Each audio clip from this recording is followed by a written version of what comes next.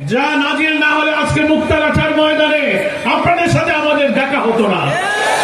সেই রব, সেই করুণার আধার আল্লাহ রাব্বুল আলামিনের দরবারে আমরা হৃদয়ের সকল তৃপ্তি সন্তুষ্টি দিয়ে শুকরিয়া আদায় করি। আলহামদুলিল্লাহ, সবাই বলুন আলহামদুলিল্লাহ। আমরা সেই সাথে সাথে কৃতজ্ঞতা স্বীকার করি আল্লাহর রহমত, এই করুণার পেছনে যাদের ত্যাগ, যাদের বাংলাদেশের দ্বিতীয় স্বাধীনতা এনেছে, নতুন বাংলাদেশ বিনির্মাণে, নতুন অভিযাত্রায় তারা অবদান রেখেছে, তাদের জন্য আমরা আল্লাহ তাআলার কাছে দোয়া করছি। হ্যাঁ আল্লাহ, এই শহীদদেরকে তুমি শাহাদাতের মর্যাদা দান করো। আহতদেরকে আল্লাহ তুমি সুস্থ হয়ে তাদের রক্ত, তাদের ত্যাগের এই নতুন বাংলাদেশে সুস্থ সংক্ষম এই জুলাই যোদ্ধাদেরকে আবার আমাদের মিছিলে শামিল হওয়ার তৌফিক দাও। আমার প্রিয় মুক্তাগাছাবাসী, এই সংগ্রামী আন্দোলনে শহীদের স্মৃতি বিজড়িত এই মুক্তাগাছা, এই ঐতিহাসিক আন্দোলনে মুক্তাগাছার মাটির সন্তানদেরও ত্যাগ এবং কোরবানি শাহাদাত রয়েছে। আপনারাও কিন্তু এই নতুন বাংলাদেশ নির্মাণে এই আন্দোলনে গর্বিত অংশীদার, কি বলেন ঠিক কিনা? তাই আপনাদেরকে আমি সংগ্রামে অভিনন্দন জানাই জামাত ইসলামের পক্ষ থেকে। আমরা যেহেতু সালাতুল জোহরের আগে বিরুদ্ধে আন্দোলন করে রক্ত দিয়ে এই দেশটাকে মুক্ত করেছে, আরেকটি মাস্তানের হাতে আর কোন মাস্তানিকে গ্রাহ্য করার জন্য নয়। সংগ্রামী বন্ধুগণ, আমি আবারও মুক্তাগাছার মুসলিম বন্ধুদেরকে, সর্বস্তরের জনতাকে আমার কৃতজ্ঞতা মোবারকবাদ জানাই। সম্মানিত সেক্রেটারি জেনারেল প্রধান অতিথি বক্তব্য রাখবেন। আমরা শীতের কারণে এবং যেহেতু নামাজ, এই জন্য আমরা ওনার বক্তব্যের পরেই অনুষ্ঠান শেষ হবে। আপনাদের সবাইকে আমার পক্ষ থেকে আবার শুভেচ্ছা জানিয়ে শেষ করছি। আসসালামু আলাইকুম। জামাত ইসলামীকে পর্যন্ত নিষিদ্ধ করা হয়েছিল বন্ধুরা আমার,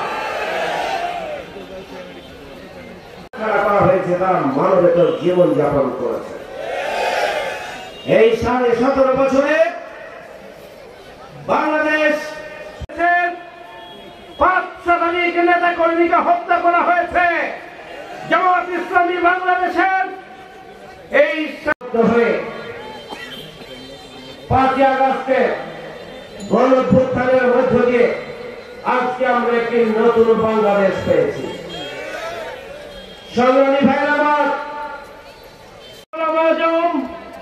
সাবেক সেক্রেটারি জেনারেল আলিয়া শাহ মোহাম্মদ মুজাহিদি সহ মোহাম্মদ কামারুজ্জামান সহ 11 জন নেতাকে ফাঁসি দিয়ে জেলে পুরে এবং বাইরে নির্মম নিপীড়ন।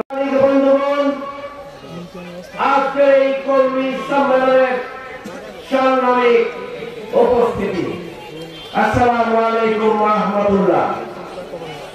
মুক্তাগাছা উপজেলা কর্তৃক আয়োজিত আজকের এই বিশাল ঐতিহাসিক কর্মী সম্মেলনের সংগ্রামী সভাপতি,